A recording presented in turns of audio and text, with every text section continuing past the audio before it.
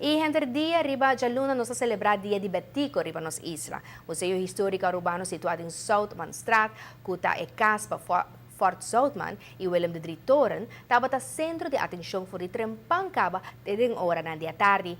Público por escoger entre admirar a coleção histórica, comprar artesania, comprar comida criollo, admirar o paisaje de centro de Oranjestad, for de Etoren e, sem dúvida, o baile de nos Muchanang. De forma aqui o museu está chegando mais cerca de nossa comunidade. Histórico com o time novo de Fundação Museu Urbano a organizar o Dia de Betico, obviamente orando Betico Cruz. Nós abrimos metade dia inicialmente, mas acaba de tempang, só tem bom fluxo de gente adentro, tanto turista, roupa turista cruzeiro dentro do museu e roupa local. E sim, não come bom, seguro que sim. Se comida acaba, mas será bestel de novo.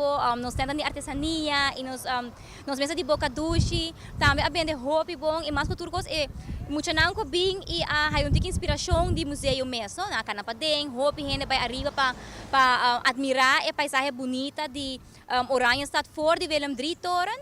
Dus all in all, nós promete atividade de time novo e nós promete atividade de ano também. Não somente ribadia na de fiesta, o museu está abrir, público por visitar na de luna para viernes de meia para a tarde e assim será melhor conhecido com o nosso passado. O Museu Histórico está abrindo de 9 para 4:30 da tarde. Para o público local, nós temos donation fee, para 5 florins só para entrada, para muitos está 1. E vou bem anytime visitar o museu, massa 11, botar para a escola e botem gana de bem visitar o museu com a classe, chama-nos, juntos nós para chegar a um bom acordo, é para florim para muita, e hope escola tem maneira para chegar com o transporte, e o museu está willing para ajuda, para regel, para daqui a muito não por bem museu, e assim que há mais de Fort Soutman e Willem Dritoren. Regularmente você está em tipo de visita aqui?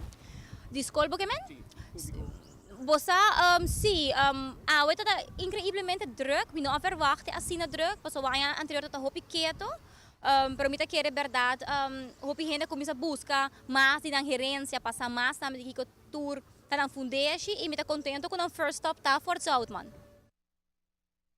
Fort Soutman está coragem niche grande que está data desde 2017 anos passado, mientras que Fort Soutman mesmo está tornado a existir desde 147 anos passado.